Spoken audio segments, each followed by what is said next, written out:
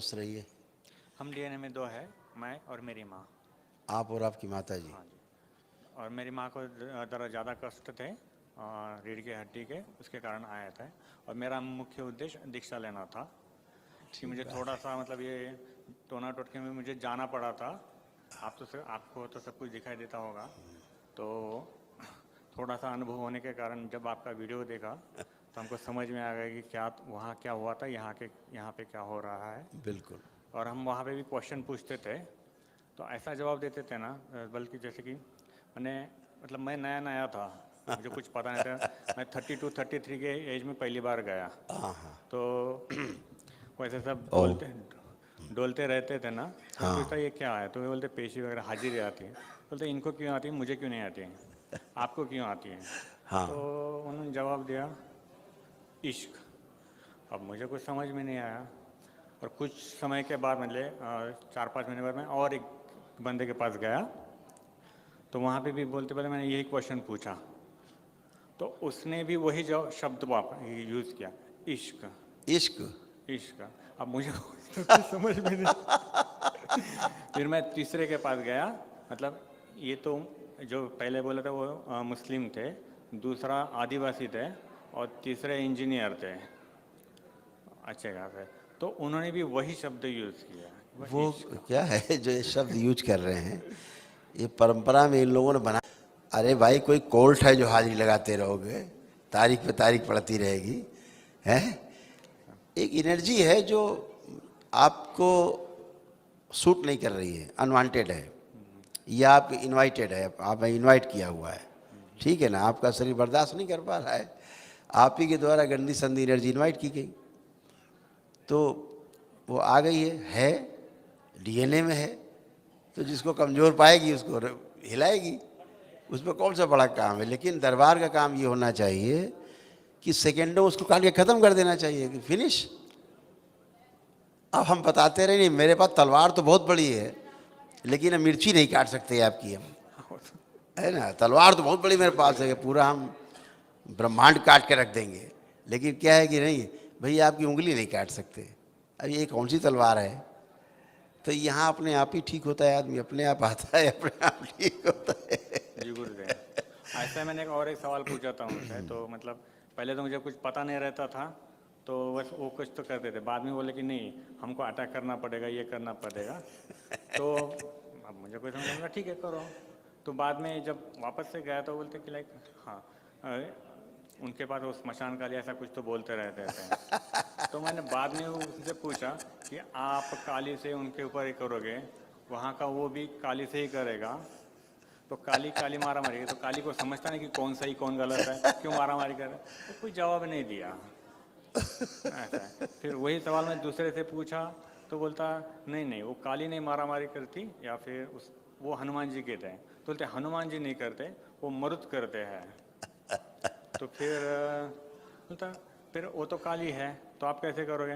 नहीं हम काली को नहीं, हम थोड़ा क्या बोलते थे शब्द यूज़ किया था, हमारा कन्विक्शन होता है, तो हम ऊपर लेवल पे जाके थोड़ा बोलते हैं देवी को भाई नहीं करो ऐसा है, तो फिर वो रुक जाता है। तो वो तो मुझे तब भी नहीं मतलब समझ में नहीं आ रहा ऐसा ऐसे एक मैं। एक्चुअली जो विज्ञान है इसीलिए हावी हुआ, जबकि धर्म से ही निकला है। विज्ञान कोई बाहर से नहीं आ गया, धर्म का अर्थ ही व्यवस्था है। व्यवस्था के जितना व्यवस्था को समझ लिया गया उसको विज्ञान कहते हैं। जितना नियम को समझ लिया गया है तो उसको विज्ञान कहते हैं। निकला तो धर्म से ही है, लेकिन धर्म में क्या है, धार्मिक लोगों ने, जो तथाकथित धार्मिक लोग हैं, ठेकेदार हैं, इन्होंने जितना भी प्रयास किया बड़ी ईमानदारी से नहीं किया है। इसको कहने में कोई गुरेज नहीं है। अगर ईमानदारी से प्रयोग किया होता, जैसे पहले ऋषि मुनियों ने किया, तमाम शोध किए, अनुसंधान किए, पूरे विश्व के समक्ष रखा, अनुसंधान करके रखा हुआ है, पूरा पूरा ग्रंथ है, उनको भी नहीं देखने को तैयार है। उनके अनुसार भी नहीं चलना है उनको अपने हिसाब से चलना है। तो जो अपने हिसाब से चलना है तो फिर अंधे कुएं में जाना है। जो जुड़ता है वो भी जाता अंधे कुएं में। साइंस की पता नहीं है क्या है, नहीं ट्रीटमेंट चालू कर दो।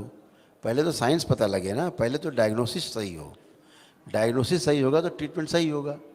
अभी डायग्नोसिस ही नहीं है तो काहे का ट्रीटमेंट है। वो तो है। यही संकट आधुनिक चिकित्सा विज्ञान में भी है और यही संकट ये सब टोना टुटका जादू टोना करने वालों में भी है कि इन्हें समझ नहीं है कि हम कर क्या रहे हैं। इन्हें नहीं पता कैसे क्या हो रहा है, बस छू छा यहाँ पे ये चावल फेंक दो और यहाँ पे गरी गोला पटक दो, यहाँ इसमें आग लगा दो, उसमें घी का दीपक जला दो।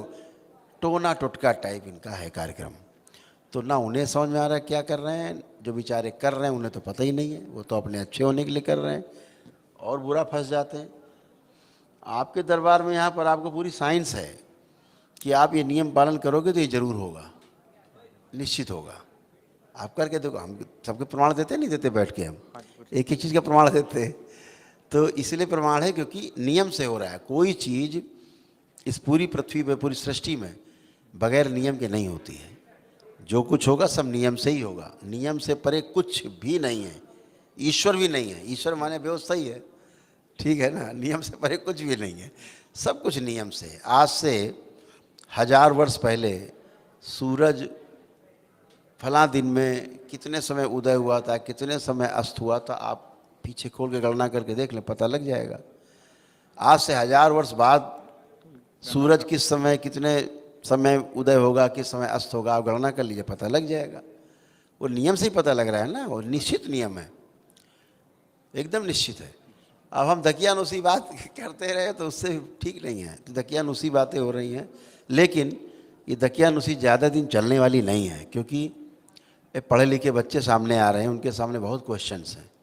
आप प्रमाण नहीं दे पाओगे तो फिर वो आपको नहीं मानेंगे, नहीं सुनेंगे। नहीं देने पाते सब प्रमाण, तो Yes. इसलिए बहुत कंफ्यूजन ज़्यादा बढ़ जाता है। तो मैं ये ढूंढता ही रहता था क्योंकि यूट्यूब पे मेरा आंसर भाई क्या एक्चुअली क्या हो रहा है, कैसे हो रहा है।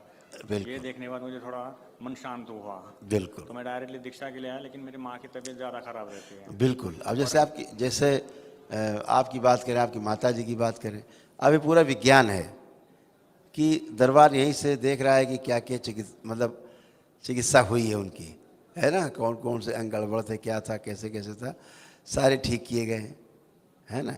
जैसे उनको लंग्स में एक ब्रीदिंग उनको प्रॉब्लम है, लंग्स में कंजेशन उनको बना रहता है, आपकी माता जी को। अभी दरबार ने उनको ठीक किया है। उनके घुटने, रीढ़ की हड्डी में, बैक में, कमर में, ऊपर, ये सारे उनको कष्ट उनको बने रहते थे। सारे पेन, याददाश्त उनकी बहुत कमज़ोर होती जा रही थी। अब ये तमाम चीज़ें जो दरबार यहाँ से देख रहा है, मतलब चिकित्सा हुई है, ये सारी ट्रीटमेंट हुए हैं। यहाँ ना होने के बावजूद भी उनके ट्रीटमेंट हुए हैं, ठीक है ना। तो जो जो भी रहे हैं सारे ट्रीटमेंट हो गए हैं। ये तो मोटी मोटी बात आपको बता रहे हैं कि है। थोड़ा सा लेपन वगैरह करा दीजिएगा माता जी को, बाकी ठीक है, संकल्प करा दीजिएगा मंगलवार को, सब अच्छा रहेगा। एक पूछना था गुरुजी। हाँ। मेरे पिताजी का भी जो मृत्यु हुई वो शायद मारन से ही हुई है, और वो उसके बाद से ही मुझे मतलब ये शुरू हुआ मेरा। और शायद मेरे पे जो आखिरी हुआ 5-6 साल पहले वो भी मारन हुआ था, तब शायद डीप वेन थ्रोम्बोसिस हुआ मुझे, शायद उसी के कारण। एक्चुअली क्या है, बारूद पहले से रहता है डीएनए में, और तीली देने की देर है, है ना। तीली हमारी गलत पूजा पाठ है, हमारा नियम विरुद्ध है सृष्टि के। जो हम काम करते हैं वो अग्नि है एक प्रकार की, वही तीली है, हम स्वयं लगा लेते हैं। बारूद पहले से रहता है, डीएनए में भरा रहता है, सबका स्मृतियों का भंडार रहता है। तो वो सब ज़्यादा बाहर वालों पे जो लोग सोचते हैं ना कि इसने करा दिया, उसने करा दिया, वो 1% चीज़ें हैं। ये चीज़ें बहुत जानकार लोग जो होते खुरापाती वही करते, अदरवाइज तो सब ऐसे हवा हवाई करते रहते, कुछ नहीं होता। वो केवल गलत एनर्जी को इनवाइट करने के कारण देखिए, इस दरबार में ही कहते हैं हम लोग बार बार कि गलत पूजा पाठ के कारण, गलत एनर्जी को इनविटेशन देने के कारण आपकी समस्याएं शुरू हुई हैं तेज़ी से। और ठीक पूजा पाठ करने के कारण, सही पूजा पाठ करने के कारण, सही एनर्जी को इनवाइट करने के कारण आप अच्छे हो रहे हैं। वो उतनी बात है, केवल उसको केवल ठीक करना है, वो इतनी बात है और कुछ नहीं। अब आपने सब अच्छे अच्छे किया, अब अच्छे अच्छे हैं, ठीक है ना, हमेशा अच्छे रहे। गुरुजी मेरा जो एक्सीडेंट हुआ था उसके 5 मिनट पहले और करीब करीब 25 मिनट बाद, इस बीच में का कुछ भी याद नहीं। देखिए, पूरे शून्यपन में आपका एक्सीडेंट हुआ, बेहोशी में, उसको अर्ध बेहोशी बोलते हैं, उसमें आपका ये सारी स्मृतियाँ होती हैं, स्मृतियाँ थी, अर्ध बेहोशी में हो गया एक्सीडेंट, आपको पता ही नहीं कब हो गया, कुछ नहीं पता, है ना। तो वो सब चली गई, स्मृतियाँ रहती हैं सब, ऐसे करते। ठीक है। खुश रहिए, प्रसन्न रहिए।